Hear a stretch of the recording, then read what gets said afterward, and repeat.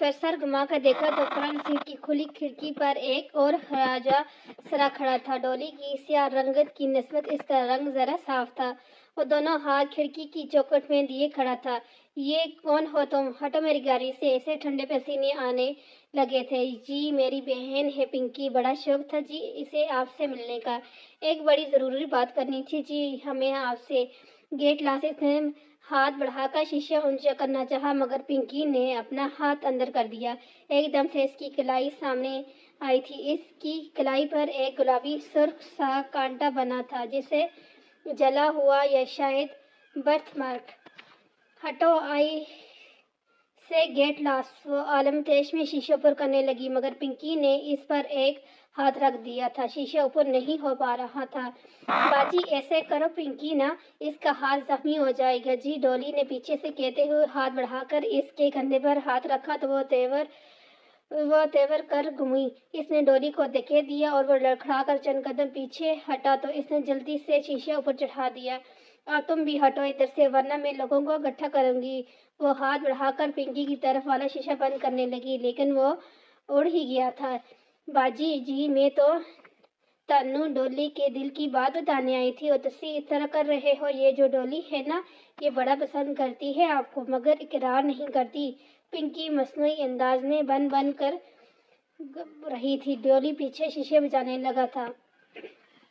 وہ پوری قوت سے شیشہ اوپر چڑھانے لگی۔ پنکی نے لمحے بھر کو گردن موڑ کر ڈولی کو دیکھا تو اس کی گرفت ذرا ڈھیلی ہوئی۔ شیشہ نے فوراً شیشہ اوپر چڑھایا۔ پنکی نے چون کر دیکھا پھر انگلیاں کھینچنی چاہی مگر وہ مسلسل شیشہ اوپر کر رہی تھی۔ پنکی کی انگلیاں پھنس کر رہ گی۔ اوہ چھڈو باجی جی دفتن۔ پنکی نے دائیں ہاتھ کی انگلی سے خون کی بوند ٹپک کر شیشے پر گری تو اسے ہوش آیا۔ ایک جھٹکے سے اس نے لیور نیچے کیا، شیشہ ایک انچ نیچے گرا۔ پنکی نے غصے سے اسے گھورتے ہوئے باہر کھینچا۔ گاڑی آگے بھگانے سے قبل اس نے بہت غور سے پنکی کے ہاتھوں کو دیکھا۔ دائیں ہاتھ جس کی کلائی پر کاٹنے یا جلا ہوا نشان تھا، شہادت کی انگلی سے خون نکل رہا تھا۔ باقی دونوں ہاتھوں کی انگلیوں کے اوپر پوروں کی قدرتی لکیروں پر موٹی سی بھوری لکیریں بن گئی تھیں۔ یقیناً اس کے ہاتھ زخمی تھے مگر اسے پرواہ نہیں تھی۔ وہ زن سے گاڑی آگے لے گئی۔ پھر اس نے بیک ویو میرر میں دیکھا تو وہ دونوں خواجہ سرا بار بار مڑ کر اسے غصے سے دیکھتے ہوئے سڑک پار کر رہے تھے۔ ڈولی نے پنکی کا زخمی ہاتھ پکڑ رکھا تھا اور غصے سے پلٹ کر خیا کے دور جاتی گاڑی کو دیکھتے ہوئے کچھ کہہ رہا تھا۔ اس نے سر جھٹک کر ایکسلریٹر پر زور بڑھا دیا۔ کم از کم اتنی امید سے تھی کہ وہ ڈولی اس کا پیچھا کرنے کی ہمت نہیں کرے گا۔ بہت جلد وہ غلط ثابت ہونے والی تھی۔ حیا جیسے ہی وہ گھر میں داخل ہوئی لاؤنج میں بیٹھے سلمان صاحب تیزی سے اس کی طرف آئے۔ ان کے چہرے پر غیظ و غضب چھایا ہوا تھا۔ دوڑ کر پیچھے ہٹی تب یہ فون کی گھنٹی بجی۔ یہ ویڈیو تمہاری ہے؟ تم مظاہرے کرتی ہو؟ راہیل جو صوفے پر بیٹھا تھا ایک دم اٹھا اور بہت سی سیڑھی اس کی طرف چلائی۔ وہاں سب موجود تھے، تایا، فرقان، داور بھائی اور راہیل، اور ایک طرف ارم زمین پہ بیٹھی رو رہی تھی۔ دور کہیں فون کی گھنٹی بج رہی تھی۔ نہیں وہ کہنا چاہتی تھی، ان کا منہ تو ہلتا تھا پر آواز نہیں نکل رہی تھی۔ وہ سب اس کے خون لینے پر تلے تھے۔ سلمان صاحب آگے بڑھے اور اس کے منہ پر تھپڑ دے مارا۔ بے حیا سے تھپڑوں سے مارتے ہوئے سلمان صاحب کہہ رہے تھے، ان کے لب ہل رہے تھے مگر ان آوازوں میں ڈولی کی نکل رہی تھی۔ وہ سلمان صاحب نہیں تھے، ڈولی بول رہی تھی، ڈولی ڈولی ڈولی پنکی بے حیا پنکی۔ انگلیاں فون کی گھنٹی۔ وہ ایک جھٹکے سے اٹھ بیٹھی۔ کمرے میں اندھیرا تھا۔ اس نے ہاتھ بڑھا کر ٹیبل لیمپ آن کیا۔ زرد سی روشنی سی پھیل گئی۔ اس نے بے اختیار دونوں ہاتھوں سے اپنا چہرہ چھوا۔ سب ٹھیک تھا، کسی کو کچھ علم نہیں ہوا تھا، وہ سب ایک خواب تھا۔ اوہ خدایا! اس میں سانس تیز چل رہے تھے، دل ویسے ہی دھڑک رہا تھا، پورا جسم پسینے سے بھیگا تھا۔ فون کی محسوس ٹون اس طرح بج رہی تھی، ہاں بس وہ گھنٹی خواب نہیں تھی۔ اس نے سائڈ ٹیبل سے موبائل اٹھایا، چمکتی اسکرین کو دیکھا، پرائیویٹ نمبر کالنگ۔ وہ پھر اس نے فون کان سے لگایا۔ میجر احمد، میں آپ کے آفس جا کر رپورٹ درج کروانے کے لیے تیار ہوں۔ کل صبح 9 بجے میرے گھر کی بیک سائڈ میں موجود گراؤنڈ کے انٹرنس پر گاڑی بھیج دیجیے گا، شارپ۔ اوکے۔ اس نے فاتحانہ لہجہ سنائی دیا۔ اس نے آہستہ سے فون بند کر دیا۔ کبھی وہ کسی لڑکے سے تنہا نہیں ملی تھی مگر نہ ملنے کی صورت میں وہ ویڈیو کبھی نہ کبھی لی کہ خوفناک خواب نے اسے یہ سب کرنے پر مجبور کیا تھا۔ اسے لگا اب اس کے پاس کوئی اور چارہ نہیں رہا، میجر احمد سے تو وہ نپٹ لے گی۔ پلے گراؤنڈ کے گیٹ کے ساتھ توت کا درخت تناور درخت تھا اور اس سے ٹیک لگائے منتظر کھڑی تھی۔ سرخ لائن قمیض، چوڑیدار پاجامہ، اوپر سٹائلش سا سرخ سویٹر جس کی لمبی آستینیں ہتھیلیوں کو ڈھانپ کر انگلیوں تک آتی تھی، اور کندھوں پر براؤن چھوٹی سی اسٹول نما شال، لمبے بال پیچھے کمر پر گرے تھے۔ سردی اور دھند میں وہ مترجم سی کھڑی تھی۔ ارم یا زارا اس نے کسی کو نہیں بتایا تھا یہ خط ہے، اس کو اکیلے مول لینا تھا۔ دفتر اس نے بے چینی سے گھڑی دیکھی تو 9 بجنے میں 1 منٹ تھا۔ اسی پل ایک گاڑی کار زن سے اس کے سامنے آ گئی، سیاہ پرانی مرسڈیز، اور کسی بت کی طرح سامنے دیکھتا ڈرائیور۔ وہ خاموشی سے سر جھکا کر بڑھی اور پیچھے دروازہ کھول کر اندر بیٹھ گئی۔ اس کے دروازہ بند کرتے ہی ڈرائیور نے گاڑی آگے بڑھا دی۔ تقریباً 1 گھنٹے بعد وہ سیف ہاؤس تھی۔ سفید دیواروں والا خالی کمرہ، درمیان میں لکڑی کی کرسی اور میز جس پر اسے بٹھایا گیا تھا۔ میز پر صرف ٹیلی فون رکھے گئے تھے، باقی پورا کمرہ خالی تھا۔ وہ مترجم سی گردن گھما گھما ادھر ادھر دیکھنے لگی۔ 3 طرف سفید دیواریں تھیں، ان میں سے ایک دیوار میں وہ جو دراز تھی جہاں سے وہ آئی تھی، البتہ جو چوتھی سمت تھی اس سے بالکل مقابل دیوار شیشے کی بنی تھی۔ دراصل وہ شیشے کی اسکرین تھی جو زمین سے لے کر چھت تک تھی۔ اس نے غور سے اسکرین کو دیکھا، اس کا شیشہ دھندلا کر دیا گیا تھا جیسے مشین پھیر کر فرسٹ کیے جاتے ہیں۔ ہر شے اتنی مبہم اور دھندلی تھی کہ وہ مشکل ایک خاکہ بنا پا رہی تھی۔ یقیناً وہ شیشے کمرے کے 2 حصوں میں تقسیم کرنے کے لیے درمیان میں لگائے تھے اور اس کے پار کمرے کا باقی حصہ تھا۔ شیشے کے اس پار کوئی بڑا پرتعیش سا آفس تھا اور آفس ٹیبل کے پیچھے ڈرائیونگ چیئر پر کوئی بیٹھا تھا۔ اس کا رخ خلا کی جانب ہی تھا، اس کا چہرہ واضح نہ تھا۔ خاکی یونیفارم، سر پر ٹوپی، ٹیک لگا کر کرسی پر بیٹھا، میز پر رکھی کوئی چیز انگلیوں پر گھماتا ہوا، شاید دیکھ بھی اسی کو رہا تھا، مگر اس کی آنکھیں واضح نہ تھیں۔ واضح تھی تو بس ایک چیز، اس آفیسر کی گندمی چہرے کے دائیں طرف والا آدھا یا بیک نما سی کالک جیسے آدھا چہرہ جلوس کیا ہو۔ دفتر وہ شخص آگے کو جھکا اور میز سے کچھ اٹھا کر کان سے لگایا، غالباً فون کا رسیور۔ ٹرن ایک دم حیا کے سامنے میز پر رکھا فون بجا۔ وہ چونکہ مسلسل فون بج رہا تھا، کیا وہ شخص اس سے کال کر رہا تھا؟ اس نے دھڑکتے دل سے ریسیور اٹھایا اور کان سے لگایا۔ ہیلو، السلام علیکم مس حیا، سلمان دس از میجر احمد۔ وہی بھاری، نرم گرم سا خوبصورت لہجہ۔ وعلیکم السلام۔ وہ فون ہاتھ میں پکڑ کان پر رکھے یکٹک سامنے اسکرین کو دیکھ رہی تھی جس کے آدھے جھلسے چہرے والا افسر فون تھامے بیٹھا تھا۔ کیا وہی میجر احمد تھا؟ میں امید کرتا ہوں کہ ہم نے آپ کو زیادہ تکلیف نہیں دی جی۔ اس کی گھٹن محسوس ہونے لگی۔ گھٹن؟ میرے سامنے لیپ ٹاپ پر سسٹم کھلا ہوا ہے، مجھے ایک کلک کرنا ہے اور آپ کی ویڈیو صفحہ ہستی سے ایسے مٹ جائے گی جیسے کوئی بنائی ہی نہیں گئی ہو۔ دیوار کے اس پار دھندلے منظر میں بیٹھے افسر کے سامنے بھی لیپ ٹاپ کھلا پڑا تھا۔ تو وہ میجر احمد تھا، وہ سامنے کیوں نہیں آتا؟ اور شہر کے ایک بندے سے میں نے یہ ویڈیو نکلوا چکا ہوں۔ بولے حیا، میں کلک کر دوں اور وہ رپورٹ؟ سمجھیں وہ درج ہو گئی ہے۔ ایسے لگا وہ مسکرا رہا تھا۔ مگر آپ نے کہا تھا کہ مجھے رپورٹ کے لیے غلط کہا تھا۔ ایکسکیوز بنانا تھا، بعض اوقات بہانے بنانے پڑتے ہیں تب جب مزید صبر نہیں ہوتا، سمجھے؟ فون کو جھگڑا، اس کا ہاتھ پہ سینے میں بھیگ جو تھا۔ یہ شخص اتنی عجیب باتیں کیوں کر رہا ہے؟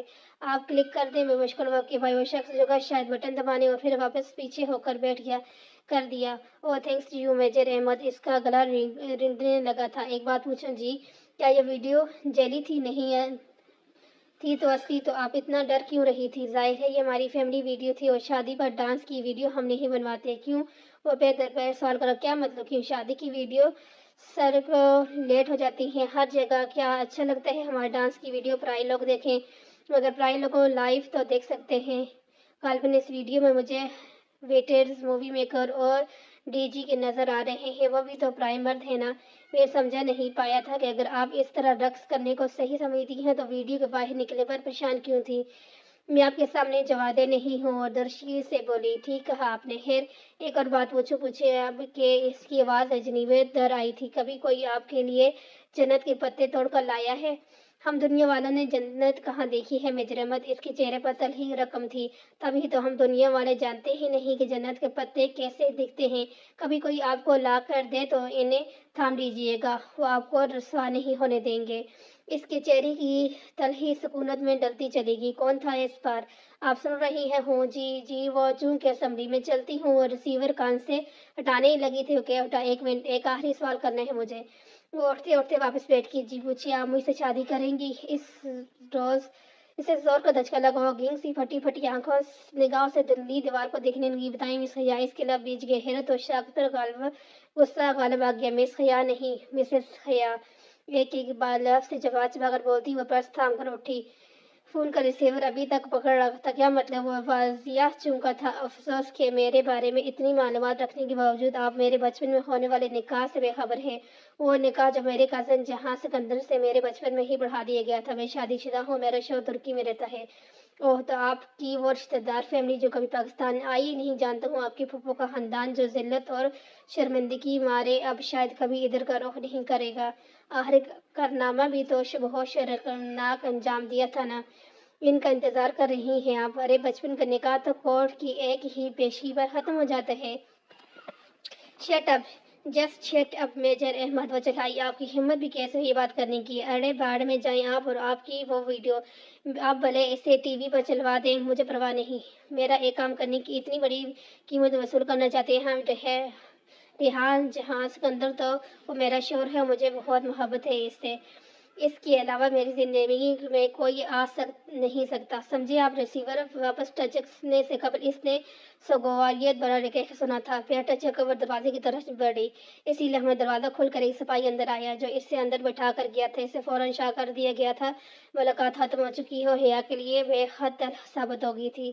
گاڑی آپ کا انتظار کر رہی ہے میم. آئیں. راستہ چھوڑ کر ایک طرف ہو گئی. حیا نے گردن موڑ کر دیکھا. دھندلے کے اس پار وہ شخص میز پر جگہ کچھ لکھ رہا تھا. اسے لگا کہ اس نے اس کی میز پر کسی سرخ شے کی جھلک دیکھی ہے. شاید سرخ گلابوں کے گلدستے. یہ شاید اس کا وہم تھا. جس لمحے وہ اس پرانی کار کی پچھلی سیٹ پر بیٹھی تو کھلے دروازے سے اسے سپاہی نے اسے ایک سرخ گلابوں کا بوکے سے تھمایا. گو کہ اس کے ساتھ کوئی خط نہ تھا اور وہ پھول بھی ان سفید پھولوں سے قطعی مختلف تھے. پھر بھی اسے یقین ہو گیا کہ وہ گمنام خطوط بھیجنے والا بھی میجر احمد تھا اور وہ اسے بہت پہلے سے جانتا تھا. یہ جا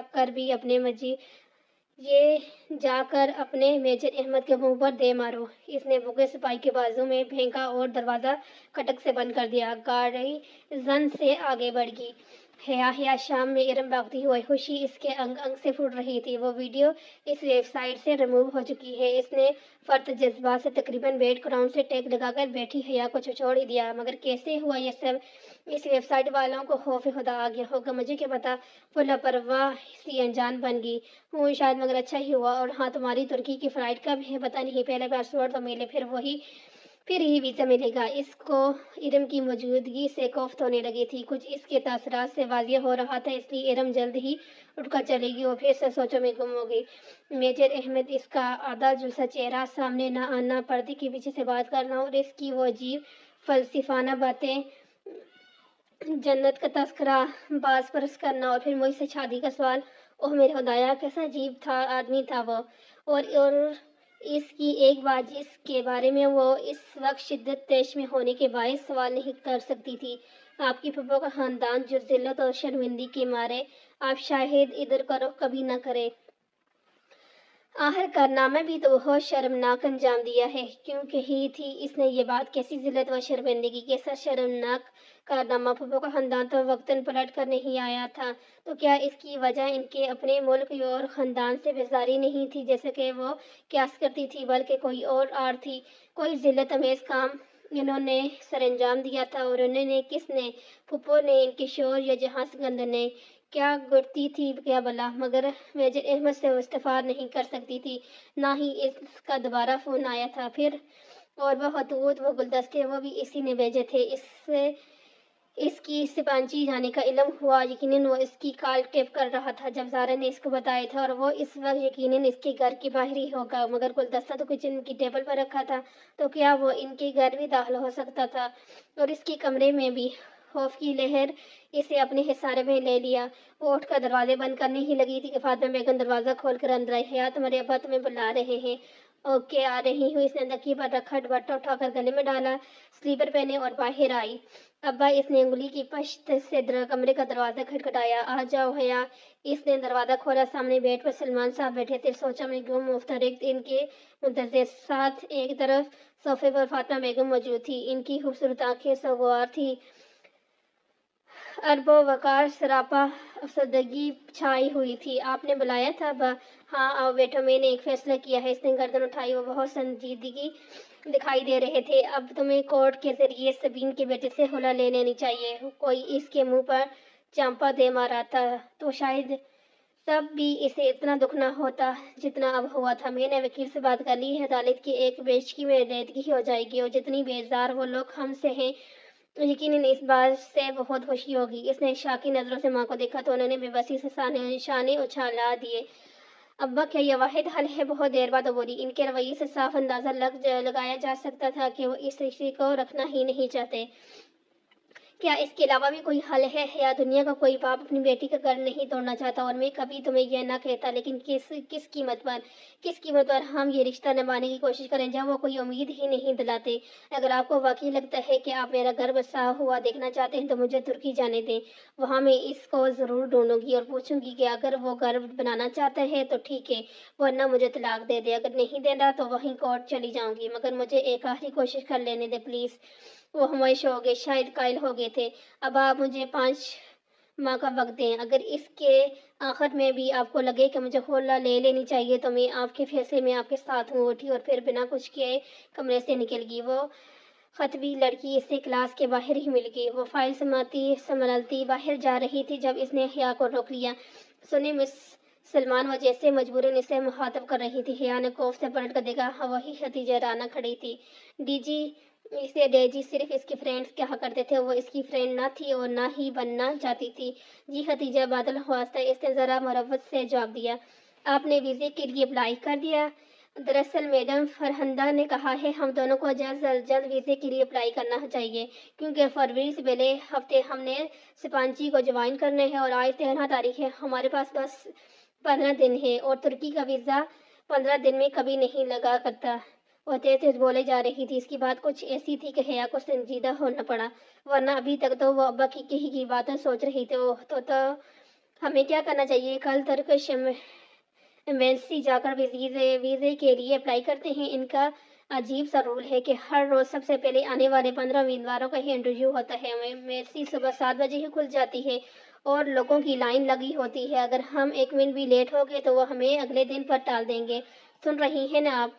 जी। इसने गालिब दिमागी से इसलिए पता नहीं वो क्या बोले जा रही थी। आप मुझे अपना नंबर लिखवा दें ताकि हम आपको ऑर्डर कर सके। इसने बेदिली से अपना नंबर लिखाया। खदीजा से वो अपने फ़ोन में नोट करती गई।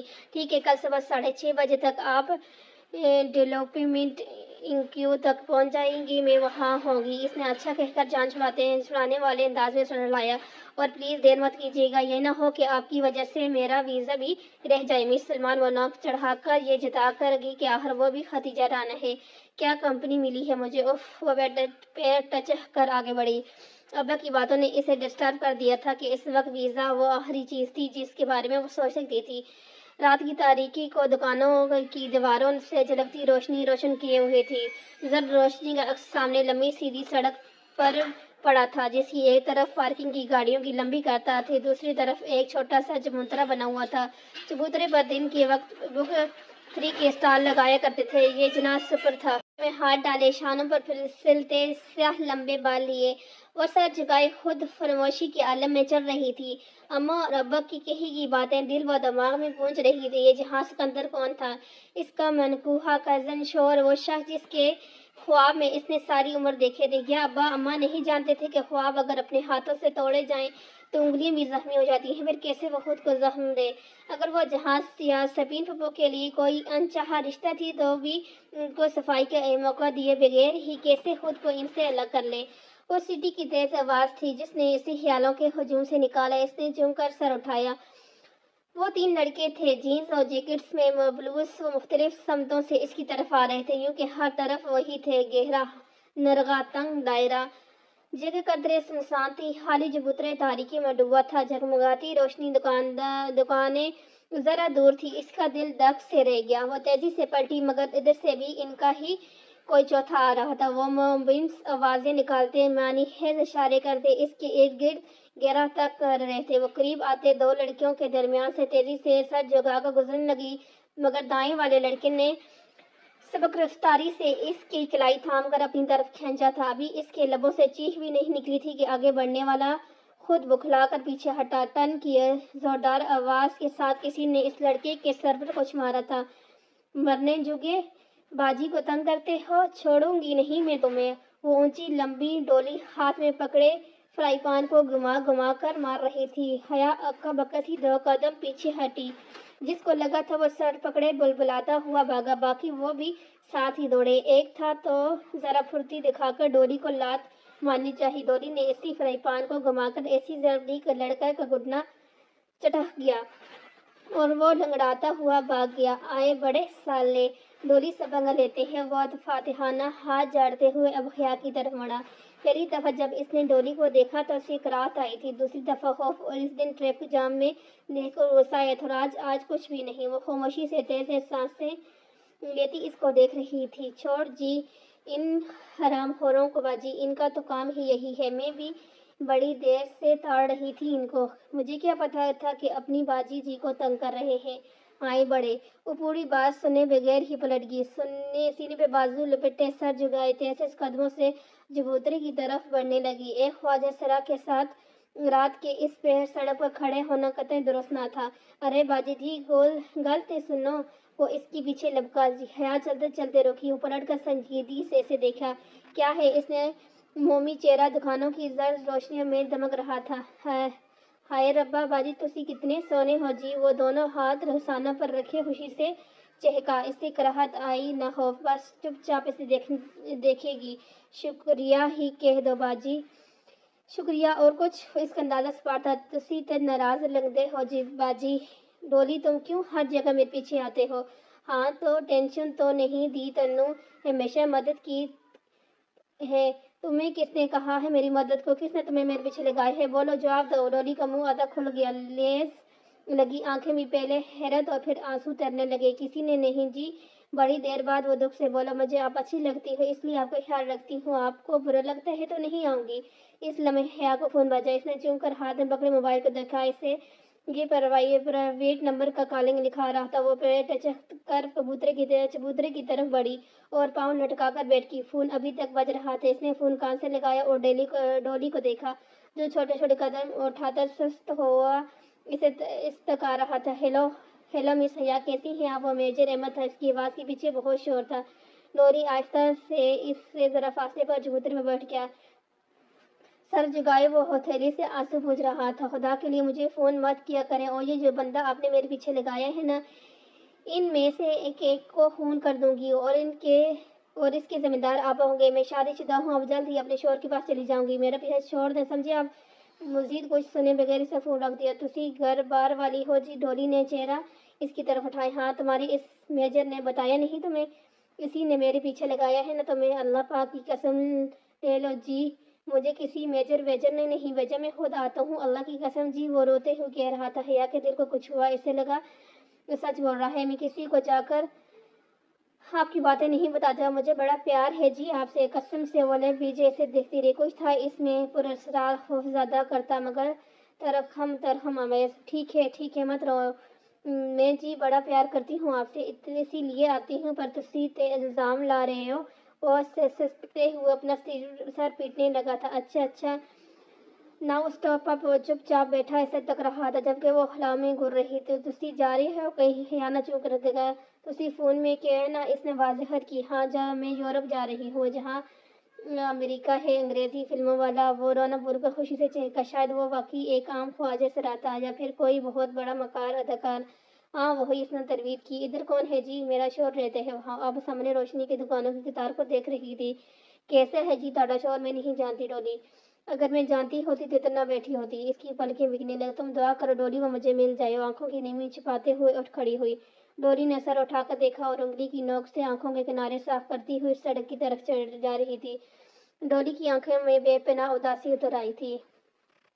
خدا کرے وہ تمہیں کبھی نہ ملے حیا سلمان، خدا کرے تم اس سے مایوس ہو کر جلد واپس آ جاؤ، خدا کرے تم ادھر جا ہی نہ سکو۔ وہ تیز تیز قدم اٹھاتی آگے بڑھ رہی تھی جب اس نے ڈولی کو یہ کہتے سنا، مگر نہیں، وہ ڈولی کی آواز نہیں تھی، وہ کسی مرد کی آواز تھی، بھرپور، خوبصورت اور اداس، ایسی آواز جو اس نے پہلے کبھی نہیں سنی تھی۔ وہ میجر احمد کی آواز سے زیادہ خوبصورت تھی اور اس میں جہاز سکندر کی اجنبی آواز جیسی بے رخی بھی نہ تھی۔ اس نے قدم زنجیر ہو گئے، تیزی سے اس نے گردن موڑی۔ دور اندھیرے میں چبوترا خالی تھا، وہاں دور تک کسی नाम व निशान भी न था। जिंदगी में पहली बार इसके अंदर डॉली से दोबारा मिलने की ख्वाहिश ने जहन्नम लिया। इसे जानता था कि डॉली कौन है, क्या है, क्यों है।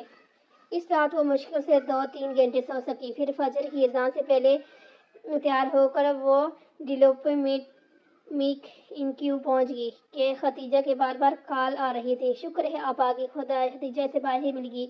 इसकी आने के पीछे छुपी आंखें फिक्रमंद लग रही थी। हया सादा शलवार और स्याह जैकेट में मुबलक सी, लंबे खुले बाल कानों के पीछे और अड़ते से हुए खतीजा तक आई। आप किधर जाना है? अंदर ये शटल के ले लेते हैं, तुर्किश एम्बेसी तक पहुंचा देगी। अब तब रही एक उम्र रसीदा साहब और खवातीन तेजी से शटल की तरफ बढ़ते दिखाई दिए। मेरी छुट्टी हेज कह रही है कि अंकल आंटी भी तुर्किश एम्बेसी जा रहे हैं। हया जल्दी करें, हमें पहले 15 मई से होना है।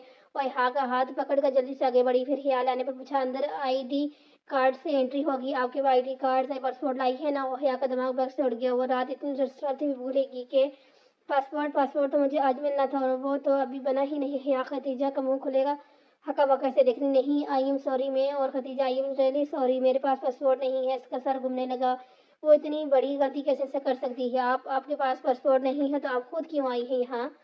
आपकी वजह से मेरा स्कॉलरशिप भी रह जाएगा। इतनी एहसास है आपको? वो फुट पड़ी। हो हया जो इतनी मगरूर और खुद पसंद लड़की थी, जिसकी शख्सियत इसे लिबास तक हर शे परफेक्ट होती थी और जिसकी मिसालें इसकी क्लास फेलो दिए करती थी, एकदम रो पड़ी। आई एम सॉरी खतीजा, मुझे कुछ प्रॉब्लम थी। मेरी लाइफ बहुत डिस्टर्ब हो गई है।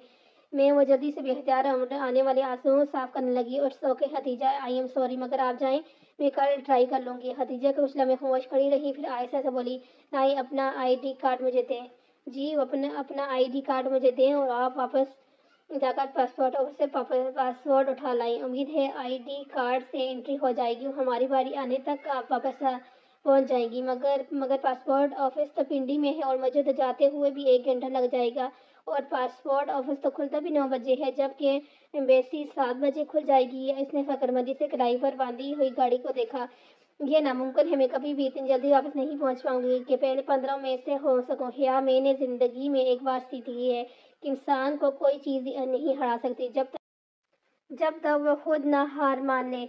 आप भी अभी से हार मान लेना चाहती हैं? लाएं, आईडी कार्ड दें मुझे, अंकल आंटी से पहले पहुंचना है। वो इसका कार्ड हाथ से छुपड़कर क्रिस्टल की तरफ दौड़ती चली गई। इसने आंखों के किनारे साफ करते हुए घड़ी को देखा। क्या इसका वीज़ा लग जाएगा या डोली की दुआ पूरी हो जाएगी और कभी तुर्की नहीं जा सकेगी? इसे कभी जहाज के अंदर नहीं मिलेगा। मगर खतीजा ने कहा था, इंसान को कोई चीज़ नहीं हरा सकती जब तक खुद न हारे। इसने सोचा, इतनी आसानी से हार नहीं मानेगी। बेदर्दी से आंखें रगड़ कर वो गाड़ी की तरफ लिपकी थी। वो रश ड्राइवर करते हुए पिंडी आई। तकरीबन 1 घंटा इसको बंद पासपोर्ट ऑफिस के बाहर बैठना पड़ा। खुदा खुदा करके 9 बजे ऑफिस खुला तो अंदर बाकी शायद इसकी हिम्मत दिखाने का सिला था। 10 मिनट बाद वो अपना पासपोर्ट लिया ऑफिस की बैरूनी सीढ़ी उतर रही, तब ही किसी गैर शनासा नंबर से इसे कॉल आई। इसने किसी हाल के फोन उठाया। हेलो खया, मैं खतीजा बोल रही हूँ। मेरा फ़ोन तो बाहर भाई के पास है क्योंकि एम्बेसी के अंदर फ़ोन लाने की परमिशन नहीं है। एम्बेसी कार्ड से फ़ोन लेकर 100 मिनटें करके कॉल कर रही हूँ। एक ही सांस में तेज तेज बोल रही थी। आप किधर हैं? बस मुझे पासपोर्ट मिल गया है, मैं आ रही हूँ, मेरी एंट्री हुई है। इसने गाड़ी में बैठकर चाबी टेंशन में कमाई। शुक्र है मैंने तेज भागकर इन अंकल आंटी को क्रॉस कर लिया। मैं 14 नंबर पर थी और आप भी एंट्री कर दी है, आपका 15वां नंबर है।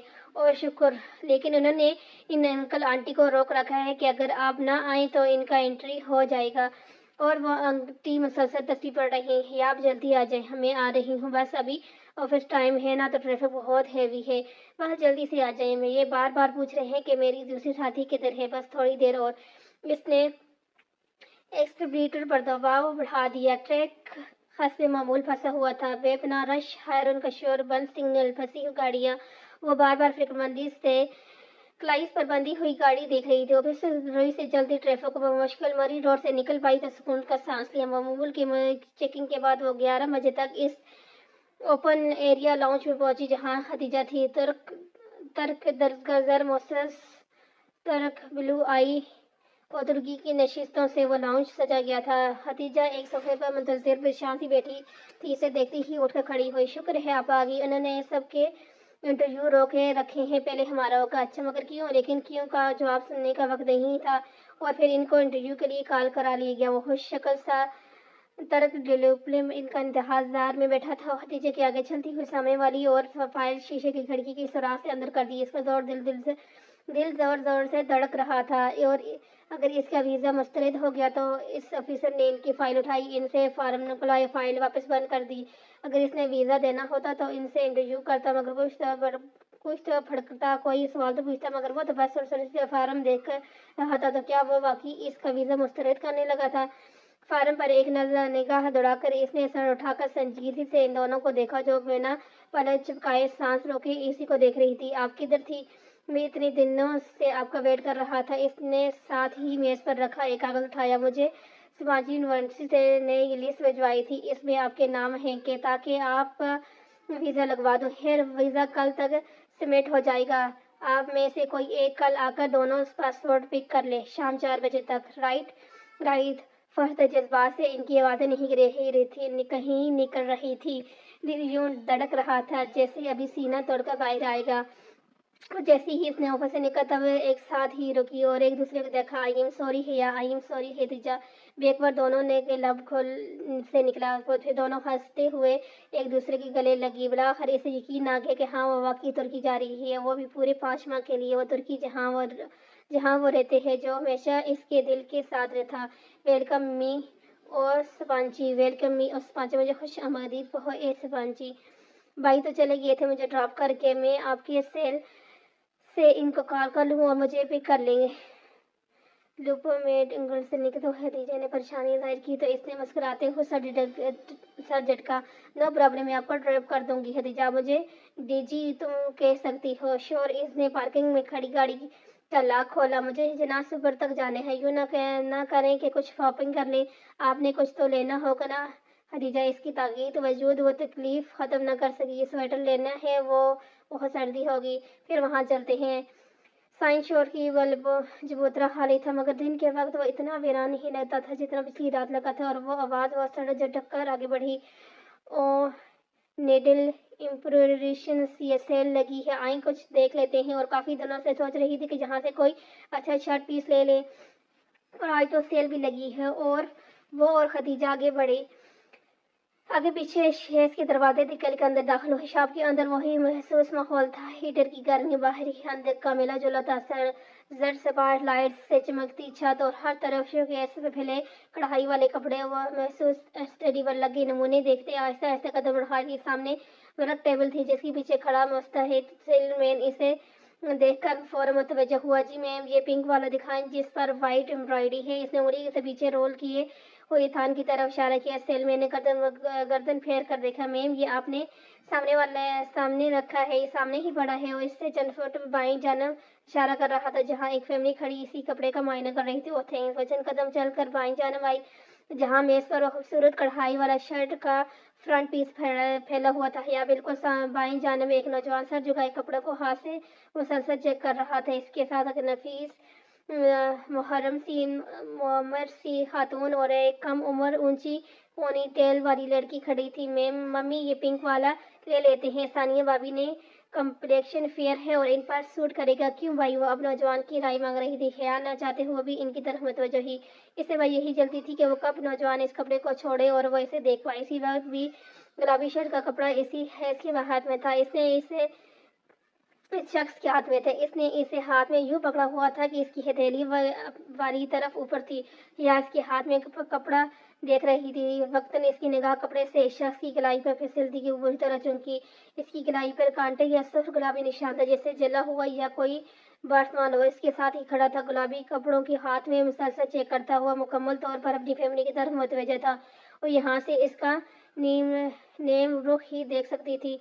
वो दराज का था, रंग साफ, आंखों में फ्रेमलेस ग्लासेस थे, चेहरे पर मुतवालिद और संजीदगी। जीन्स और जैकेट में मबलूस वो अच्छा खासा स्मार्ट नौजवान था। हिया ने दोबारा इसके हाथ को देखा जिसमें इसने कपड़ा पर रखा था। इसी पर इसकी बहन ने वो कपड़ा नरमी से अपनी जानब खींचा। गुलाबी रेशम इसकी हथेली से फिसल गया। अब इसकी उंगलियां सामने थी जिनके ऊपर फोड़ों की कुदरती लकीरें पर बुरी सी लकीर बनी पड़ी थी। इसे बेहतियात शीशे में आई वो उंगलियां याद आई। बहुत एहतियात से इसने इधर उधर देखा। खदीजा कदरे फासले पर खड़ी थी, रूमी का लिबास देख रही थी। आसपास कोई इसकी जानब देखने वाले नहीं, यकीनन वो यहाँ तमाशा कर सकती थी। पिंकी, इसने दास्तन करीब होकर नौजवान की तरफ चेहरा करके बुलंद आवाज से पुकारा। वो अपनी बहन की समत देख रहा था, इसने शायद सुना नहीं। अलबत्ता इसकी बहन हया को अपनी तरफ देखता पाकर कुछ बोलते बोलते रुकी। पिंकी, इसने जरा जोर से पुकारा। तब वो लड़की नासमझी से इसे देखा। इसकी वालदा भी बेटी की निगाह के ताक़ुब में इसकी तरफ देखने लगी थी। इन दोनों का यूं रुख हया को देखने की वजह से इस नौजवान ने भी गर्दन मोड़ी। हया ने देखा, इसका चेहरा झुलसा हुआ था। झुलसने का निशान बहुत गहरा न था, बस इतना कि आधा चेहरा साफ गुंदमी रंगत का लगता था, दूसरा हिस्सा गहरा सांवला। पिंकी, डॉली कहाँ है? वो सीने पर बाजू लुटे तन के अंदाज में बोली। वो चूक कर वो इस नौजवान की आंखों में देख कर बोली थी, इसलिए वो जरा उलझ सा गया। सॉरी, मैंने पूछा डॉली कहाँ है? कौन? में समझा नहीं। वो धीमे मगर उलझे हुए लहजे में बोला, अगर आपके दिमाग पर चोट आने की वजह से आपकी याददाश्त खो गई है तो बेफिक्र रहे, मैं आपको याद करवा देती हूँ। डोरी, आपका वो जसरा दोस्त जिसके साथ मिलकर आप रोज ख्वाजा सरा बने सड़कों पर भीख मांग रहे थे।